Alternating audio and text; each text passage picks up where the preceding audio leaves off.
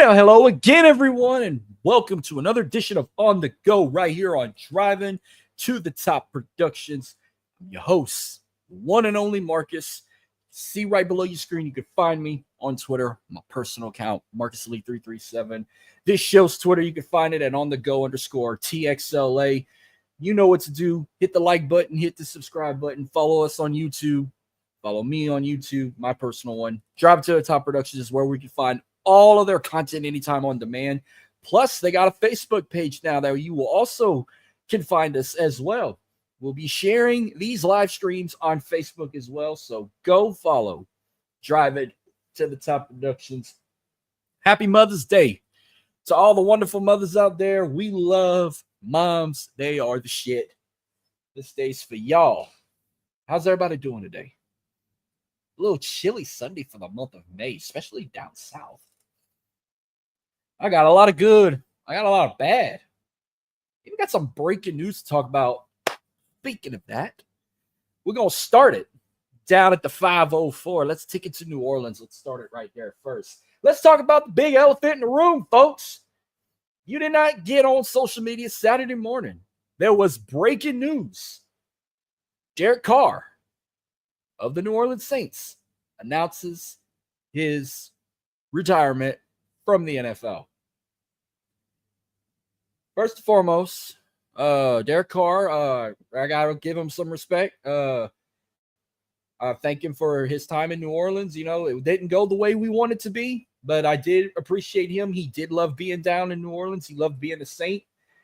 He wanted to come down there whenever his contracts were up with the Las Vegas Raiders then at the time. But yeah, Derek Carr, I mean, not the way he wanted to go. I know before this, right after the Super Bowl, he had sustained an injury that was going to have him out for the entire 2025 season, which had the Saints put a quarterback to get in the NFL draft.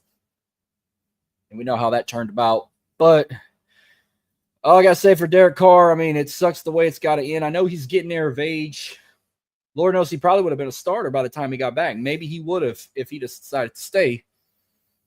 But I want to thank Derek Carr for all the memories he gave us, even though there were not a lot of good ones. But, man, I'm going to tell you, New Orleans, they loving this.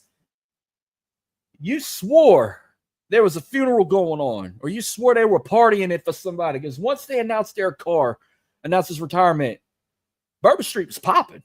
The Who Dat Nation was celebrating. I mean, I don't get the hate.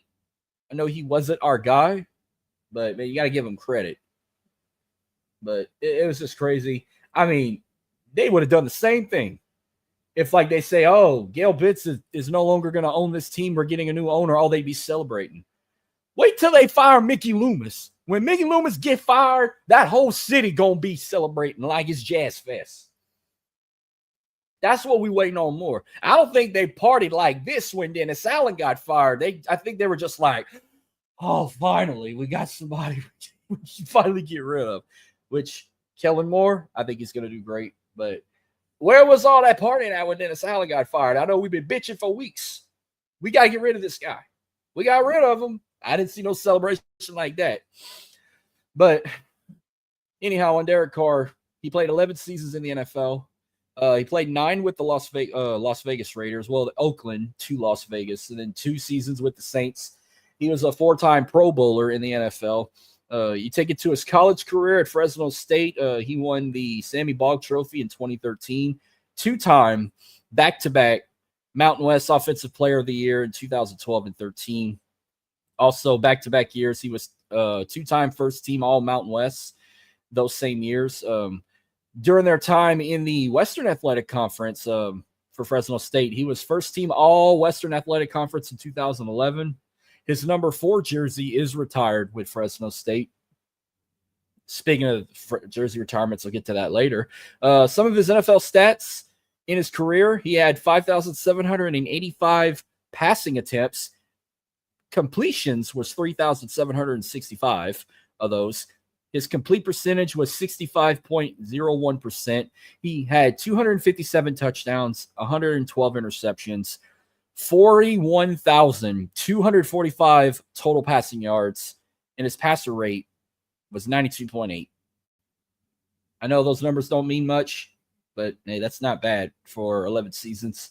So, and I know his family's been going through a rough time. I know he was supposed to have his fourth child, and they lost the baby, and we sent our thoughts and prayers to his family there. So, he's been going through a lot. 2025 was not his year, having to sustain a career-ending injury that causes him to retire. He loses a child. I mean, I know y'all all want to be happy and celebrate he's no longer with us, but you got to respect the man. He's been through a rough year. It's been a rough year for a lot of people.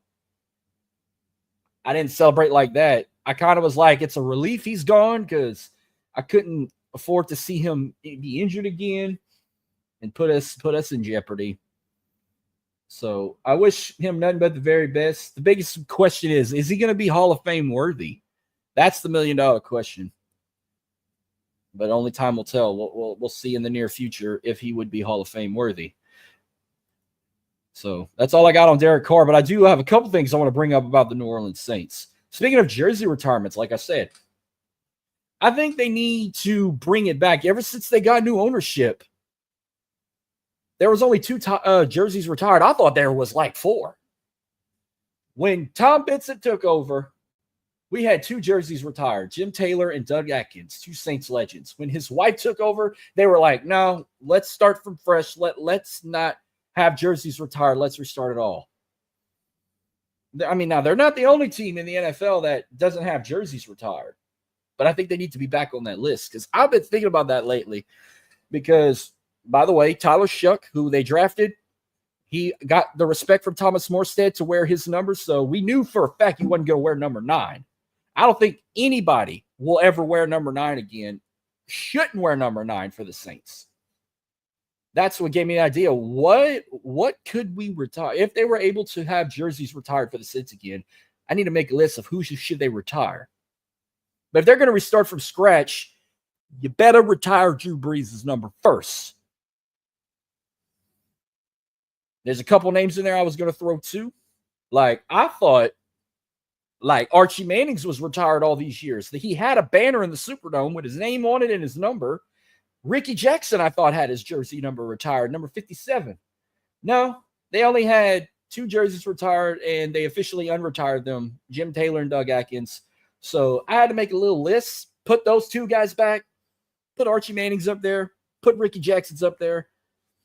Drew Brees got to get up there. Hell, Will Smith got to get up there. Rest in peace, Will Smith.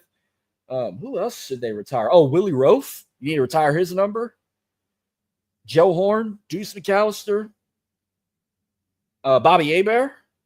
Like, that's some good names to retire. Steve Gleason, the rebirth, the block punt after Hurricane Katrina, retire his number 2.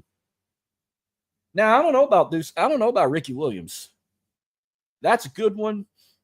I would have probably said yes, but I know a lot of critics would say no, Ricky Williams shouldn't have his jersey retired. Some people said, what about Reggie Bush? Me in general, I would probably say no, because he didn't have this outburst year we thought he was going to have like he did at USC. Yeah, he had an outstanding rookie season. We'll never forget. He was on that Super Bowl winning team, even though he didn't play much by that time. But that was just a few names I had in mind of who the Saints should retire if they decide jerseys if they decide to do it back. Because we already know Tyler Shuck wasn't going to have number 9 to begin with like he had at Louisville. He's going to wear Thomas Morstead's old number. He's going to be number 6. And now the quarterback room, now that Derek Carr officially retired, we got Tyler Shuck, Spencer Rattler, and we still got Jake Haener.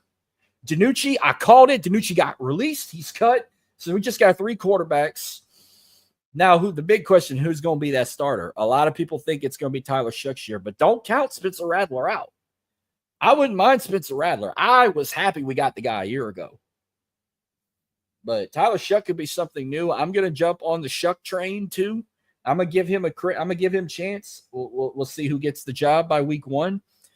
But I'm going to go on a limb and say, let's say they start the season off with Spencer Rattler. We'll see how it goes. And if he can't put us where we need to be, then I would say put him second string and put Tyler Shuck being the QB1. But that's what we got preseason for. That's going to be like the big test. I know now they do 3 preseason games. That'll be a good test for Tyler Shuck and even Spencer Rattler to get that QB1 job. And then we'll know by the end of August who's going to be our commander-in-chief for them New Orleans Saints. Speaking of that, the only other thing I got for the Saints, this is just a little sneak peek because this Wednesday I will be dropping another live stream where the one I've been waiting for. I've advertised it for the last couple weeks. May 14th is the day that the NFL will drop its 2025 schedules for all 32 teams, plus the primetime games and whatnot. And I'm going to do a special episode this Wednesday where I'm going to review the 2025 Saints schedule, the Texans schedule, as well as the primetime games, Thursday night football, Sunday night football, Monday night football, plus the international games when they go to London or maybe Germany, or I don't think they're going back to Brazil. The holiday games like Thanksgiving games, Black Friday games. They got games on Christmas Day. I'm going to be reviewing all those. Might not make no predictions, but I can tell you what could be some good ones. We're going to see how many they get, but I'm excited to reveal the schedule. It gets me hyped up for the season, but I can tell you for the 2025 season, their opponents have been revealed. Despite the Falcons, Panthers, Bucks, their division opponents, they play twice a year. Their conference opponents this year, they're going to play the NFC West. They got the Cardinals and the 49ers at home. The Rams and the Seahawks will be on the road. Conference opponents based on their 2024 division placement, they will play the Giants at home this year, and they will go to Chicago and play the Bears. And then interconference opponents, this year they will take on the AFC East. They'll have the Patriots and the Jets at home, and they will go to Buffalo to play the Bills, and they go to Miami to play the Dolphins. And their other interconference opponent, based on their division placement from last year, they go on the road to play the Tennessee Titans. That's their opponents for this season,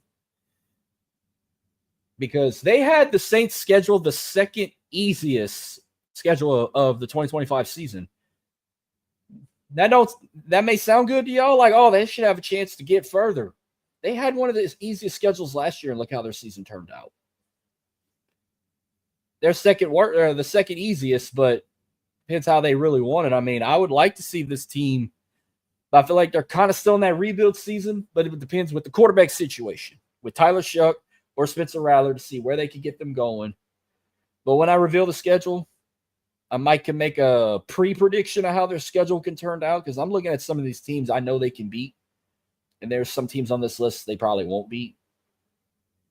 But there's some of these I'm looking forward to check out, especially crossover episodes I will plan on doing on this show down the road. I know I see 3 games on this list I'm definitely going to do crossovers with, like the Panthers, the 49ers, the Bills, even the Chicago Bears. I'm going to bring some guesses on for these episodes, these live streams. Hey, maybe even the Tennessee Titans. My fingers are crossed on that one. I could get somebody big for that one if they can make it happen. But that's all I got for the New Orleans Saints, but I will talk more Saints plus the Texans this coming Wednesday right here on Driving to the Top Productions when we do that schedule reveal for all 32 teams. I'm excited for that. But let's keep it in the boot. Let's keep it in the bayou, because LSU, last time I did a stream, you knew I wasn't happy with you guys at one point.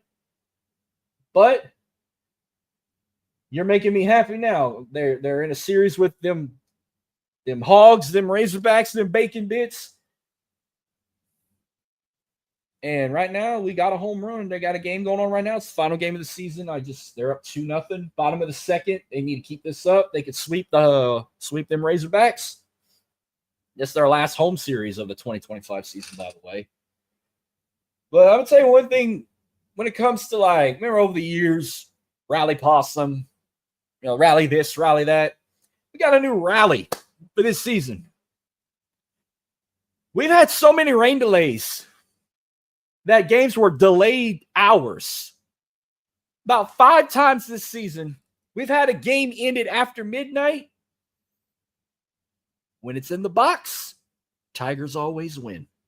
This past Friday, game 1 between them freaking Razorback Bacon Bits. They came back with Ethan Fry wailed it outfield. Tigers win it 5-4. About to blow that game. It flied out of center field. Shout out to Rose Pine Zone, Ethan Fry. Got Jones to score. They came back and won the game 5-4. I stayed up and watched some of it, and I was like, we never fucking lose after midnight. This one was a hell of a game, though. I mean, the LSU did take the lead at the start of the third.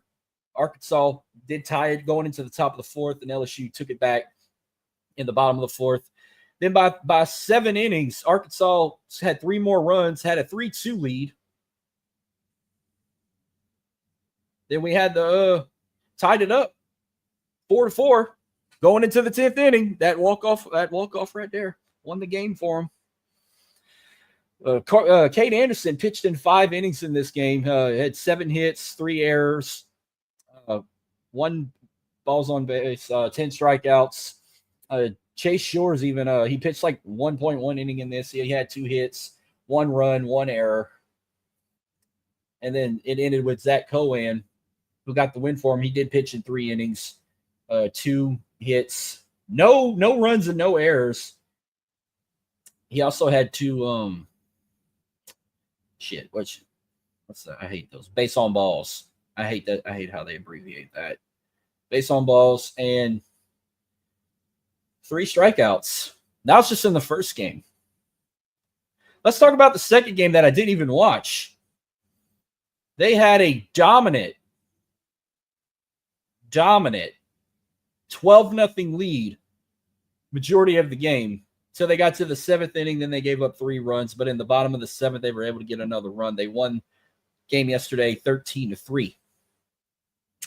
I think Anthony, how you say his name? Ayenson.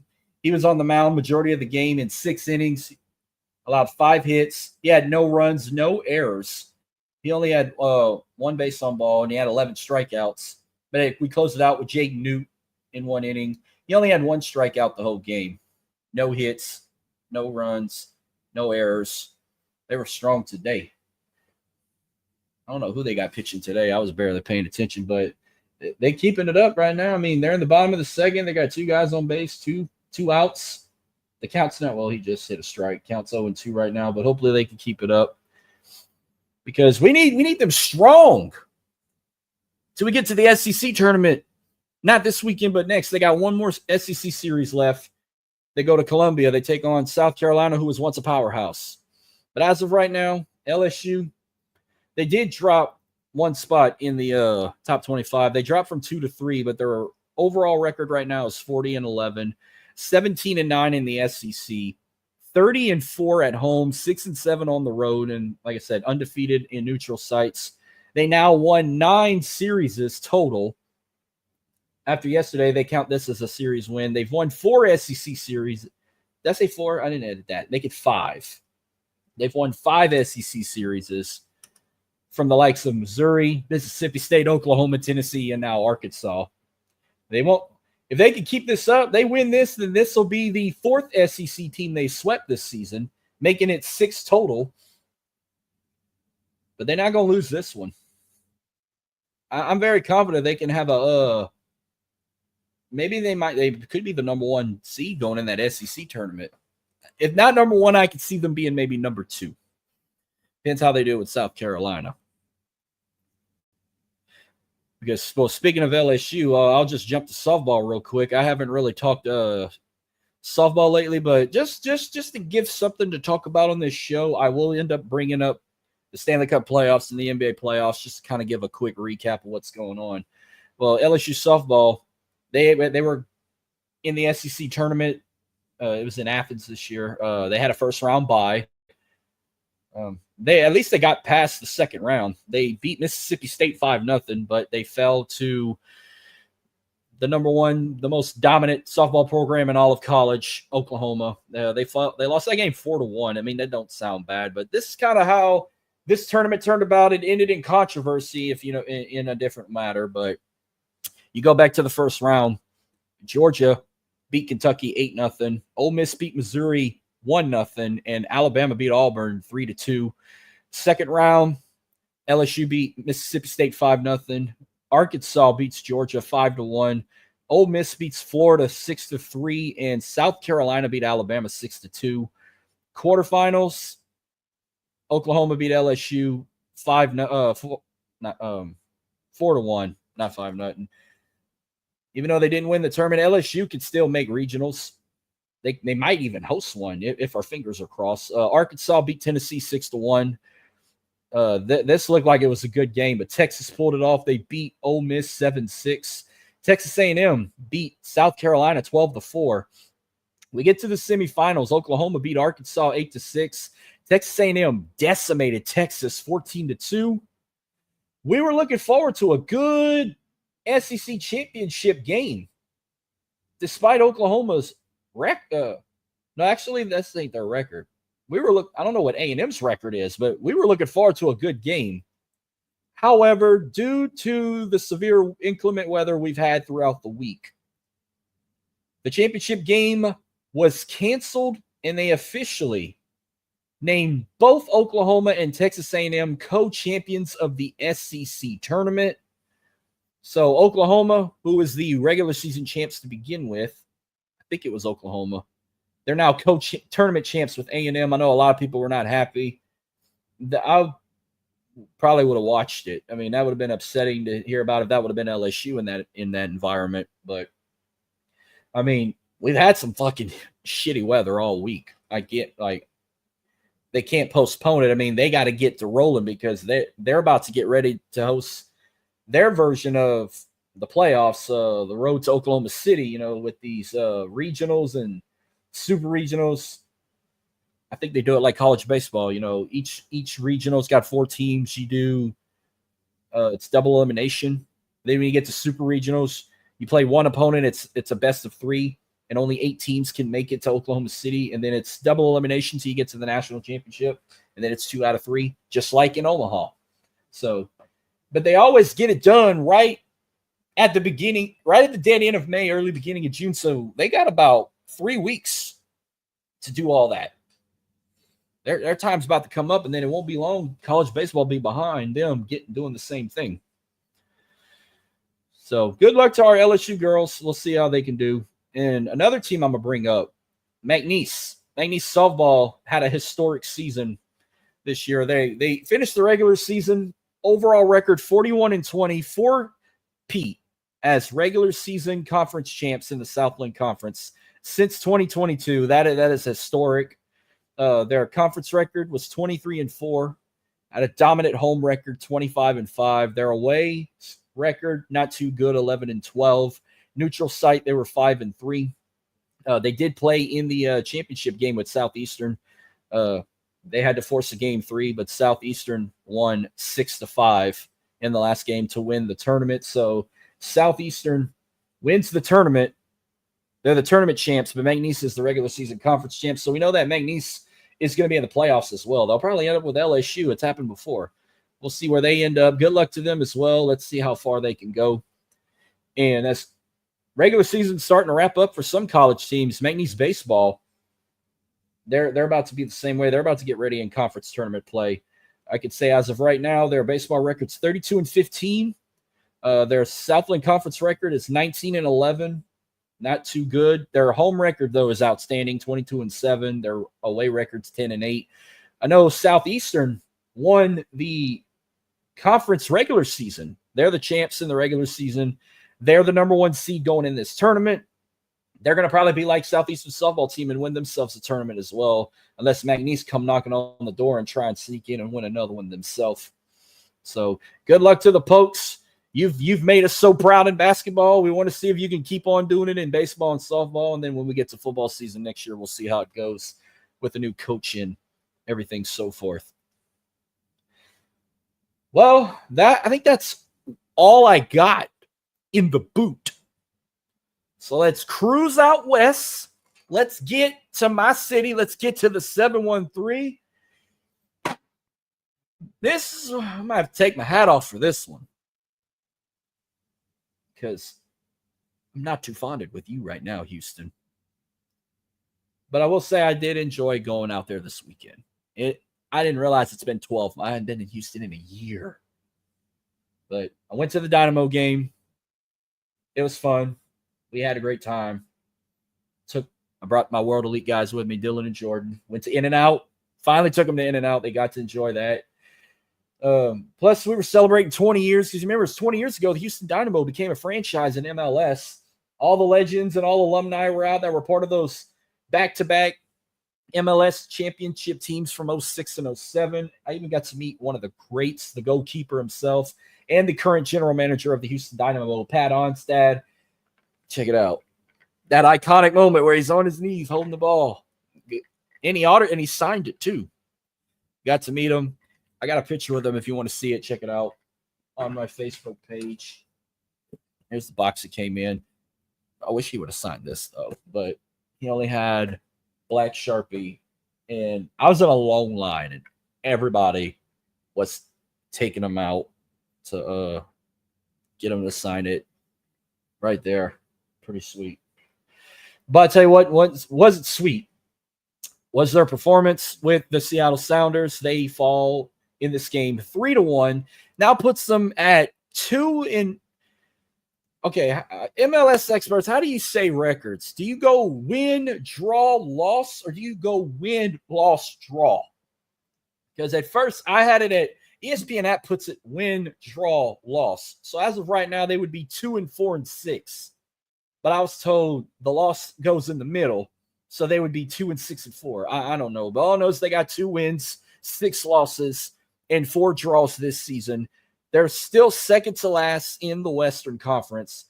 They'll probably stay right there. I don't think they're going to be dead last because the one in last place hasn't even won a match yet in the Galaxy. It's a strange season. You know, the last couple of years, I'm used to teams like, Columbus, the Timbers, so forth, being these dominant teams. Even Miami and one last year. I remember Miami was the number 1 seed. Now you're looking at this league now, like in the East, I think the number 1 team is Cincinnati. In the West, the number 1 team is Vancouver. Like, it's a strange season this year. Miami ain't as dominant as they were last year. I mean, Messi's getting old too. I mean, he's still got a few more years until he decides to hang it up.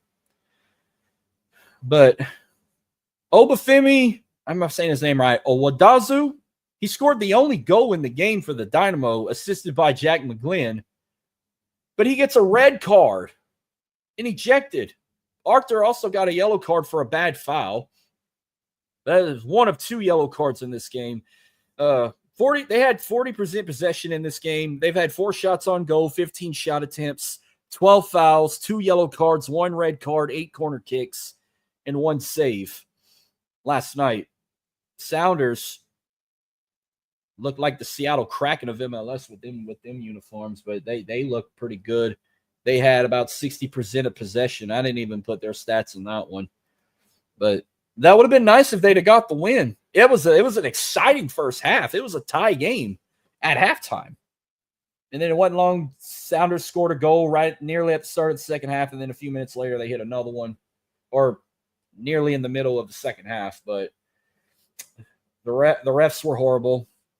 It was still a fun time. Not too happy with the Shell right now, getting rid of a Trill Burger station, replacing it with a 713 burger joint, which their burgers are good too. I didn't get one. But come on, man. And the streak continues. I've been to 3 Dynamo matchups. I have never seen them win a match. 2 years ago, we went for the first time against the Sounders. They lost 1-0. Last year, we watched them play a rival. We watched them play FC Dallas. I took Dylan and Jordan with me again. They were honorary Dynamo members for one night. Game ended in a draw, 1-1. And then this year, streak continues. Never seen these guys win. This would have been a big, important win for them because they got to get ready for a Wednesday night match at home with a team who decimated Messi in Miami and Minnesota. And they beat the dog shit out of them. What's the final score? 4. Well, that wasn't really no dominant. No, the Red Bulls dominated the Galaxy 7-0 if you ever look at your scores. That's still 4-1. I mean, that was still a dominant. I don't like their chances. I'm a tune in. I don't like their chances. And then finally, I'm going to wrap up my bullshit rant. I want to talk with the Houston Astros. Yeah, you might be winning right now, but can we talk about what the fuck happened last night? You know what? I'm going to hold that toward the end. I'll start good with you guys. Yes, y'all won Friday against y'all had the Cincinnati Reds this weekend. Y'all won the first game 3-0. Good. You needed that win. Hunter Brown was on the mound. He pitched in 5 innings, 2 hits, 4 base on balls, 9 strikeouts, 101 pitch count with 59 strikes. He pitched 5 innings until they started rotating pitchers out the ass. Like Caleb Ort pitched half an inning, and then Brian King pitched an inning. Brian Abreu pitched an inning. Josh Hader closed out in the 9th inning. But, hey, they got 3 runs. Zach DeZenzo singled to left. That got Christian Walker to score a run for them. Jeremy Pena grounded out to second. That got Mauricio Dubon to score. And then their 3rd run, courtesy of Isaac Paredes, doubled to right. That got Mauricio to score yet another run. That got them to win 3-0. But Saturday, I'm kind of glad I didn't go to no Astro game yesterday. You got Lance McCullers Jr. on the mound. You're thinking, oh, we got this in the bag. 10 fucking runs in the top of the 1st. It was so bad. They pulled Lance McCullers out in half the inning. In just half the inning, you had 3 hits, 7 errors, 3 base on balls, 36 pitches, and 17 strikes. That is shit numbers. But they changed. The pitching was not fucking good last night. Shocked the pitch coach didn't get fired. You put Logan Vanway in 2 innings. He only had 4 hits, 5 errors, 2 base on balls, and 3 strikeouts on 53 pitch counts and 30 total strikes. You put Bennett Souza, of all fucking people, in 1 inning. He only allowed 1 hit with 3 strikeouts on 23 pitches with 16 strikes. You put Taylor Scott in 2 innings. Same with Stephen Okert. Well, Scott had only allowed 2 hits, but he had just 1 error, 3 base on balls, 2 strikeouts on 42 pitches with 23 strikes. Okert in just 2 innings only allowed 1 hit, 1 base on ball, but he had 3 strikeouts in 30 pitches. 20 of those 30 were strikes. And we're trying to make a comeback. You put Caleb Ort for 1 inning, 1 hit, 15 pitches, and 9 strikes. Yeah, you try to make a comeback. I didn't. The only thing I can recall when I was watching on my phone when the Dynamo were pissing me off, I remember Alumnus Diaz had reached an infield single to second that allowed Jose to score. Isaac doubled the left that allowed Jeremy Pena to score. And then one of the last plays I remembered watching was Christian Walker triple into right that allowed both Rogers and Paredes to score. They tried to make a comeback, but it was too late. They lost the game 13-9. It could have been worse. But talk about that would have been the fucking comeback of the century, trailing 10-0 and would win let's say 14-13 or something. You drop 13-9. You're 19-19 in the season. You're 3rd in the AL West. You're 8th in the American League, and you're 16th overall. You're still not a playoff contender right now, and you probably won't be the way you guys are playing. That's why I keep saying Framber Valdez is our ace. Not Lance McCullers, not Hunter Brown, but Hunter Brown is getting a little better. Watch tomorrow night. They got the Royals next in a 3-game series at home. Framber Valdez is going to be on the mound tomorrow night. Watch them win that shit. You saw how dominant they did against the Brewers before, even though they lost that series. Framber Valdez starting tomorrow night. They haven't decided who's going to be the pitcher yet for Game 2. But they got Stephen Okert pitching for Game 3, which I'm not very confident in Stephen Okert. I mean, I don't know who they can put for Game 2. That's a good question. I know damn sure they're not going to put Lance McCullers Jr. If I had to look, I mean, I'm pulling up the roster right now to see who can they have starting in this one. I mean, right now, no, tonight or today, actually, Ronel Blanco's on the mound today in Game 3. Unless if they went like no, maybe not Ryan Gusto. I was going to say maybe Ryan Gusto would be on the mound. But if not, I'll probably say Hunter Brown will probably pitch in the 2nd game. Because they got guys like Brian Abreu, Brian King, Bennett Souza, Caleb Orton, all them guys. That's all your bullpen. Josh Hader usually is your closeout. Your starting rotation, it's those guys like Blanco, Brown, Gusto, McCall. That's all in alphabetical order. Framber's your ace. If I had to rank these starting rotations from best to worst, I'd put Framber on the top. I'd put Hunter Brown 2nd. The way Blanco's playing right now, I'd probably put him third. I'd put McCullers fourth, and then I'd put Ryan Gusto fifth. That's just my opinion. Some of these guys might be better than the other, but if that's your starting rotation right there, then I'm just going to call it now. Hunter Brown's going to start Tuesday. Maybe we get our fingers crossed and he wins that one. But anyhow, this is about all. Oh, no. I will close out with one little bullshit more, too. The fucking Houston Roughnecks. You had that game in the fucking bag with the Birmingham Stallions. You about to beat them big, bad wolf bull Stallions, and you fucking blow it. Stats ain't out yet, but you're going to hear them from me when we do our UFL chat in a couple days. Oh, I'm going to let it all out. You could have finally beat them bully-ass Stallions in their own house, and you fucking blew it. There goes their chance of probably getting into playoffs. Houston let me down this week. I had a good time in Houston, but my teams let me down. All for now. Astros are trying to crawl out the shit to make me happy today. Because LSU's putting me in shit right now. They now are trailing 4-2. They gave up fucking 4 runs just now. That's all I got for today. I do have an announcement I'm going to make to close out, trying to keep it on a positive note. You know, since this is a brand new show, I wanted to do a little more. So I said I come up with some ideas where I'm going to bring guests on, do some crossovers, especially when we get to the NFL season. When I was looking at them games, like I said, the 49ers and the Bills, for example, I'm going to bring guests on from Drive to the Top Productions that rep those teams. We're going to do crossover episodes. But here's something new I'm going to do, and be on the lookout this Saturday, May 17th. I am going to start doing watch-alongs on this show. And my first watch-along I'm going to do is a UFL game between the Houston Roughnecks and the Michigan Panthers.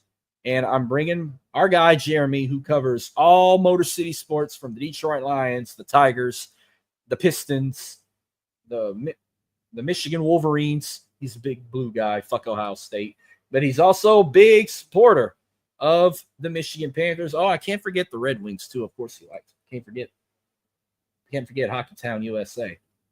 But yeah, myself and Jeremy, we will be on here doing a watch-along of the the Roughnecks Panthers game this coming Saturday at I think it's at noon. I think it's a noon game. So around that time, it's going to be in midday. Come hang out with us. Come comment with us. I might even put the link in the description if people want to pop in and say hello. Come hang out and watch the game with us. Whether you're rooting for the Roughnecks or the Panthers. This is going to be something I'm going to do occasionally. I know when we get to football season in the fall, definitely going to host a couple watch-alongs, especially for the Saints. Like I said, I'm going to bring some people on. Like when the Saints play the Bills, I might get Jamie on here. That'd be a good one. Shit, too bad if we wouldn't play the Steelers. I could have got like Rich on or could have got Adam on. I'm going to bring Gina on when we play the 49ers. That's another watch-along I'm in the process of working on. It's something I've never done before. I hosted one watch along. That was with the Mike Tyson Jake Paul fight. That was very successful. But anyhow, thank you for taking the time to come hang out with me and come hear my shit rant on Houston and my good rants of everything in the boot. Again, right below my name, you can find me on Twitter. My personal Twitter is at MarcusLee337. You can find the show on Twitter at OnTheGoTXLA. Again, follow me on YouTube. Subscribe to me there. Follow Driving to the Top Productions on Twitter, YouTube, and now they're on Facebook as well. Please give them a follow. You can watch all of our content, every show they got, including mine. You can find it all there. Until then, I will see you guys in 3 days. I will see you on Wednesday when I do my schedule reveal for the Houston Texans and the New Orleans Saints and the primetime games for the upcoming 2025 NFL season. Until then, hope you guys enjoy it. Have a wonderful Mother's Day with your mother and all. Peace, love. I'm out. Y'all have a good one.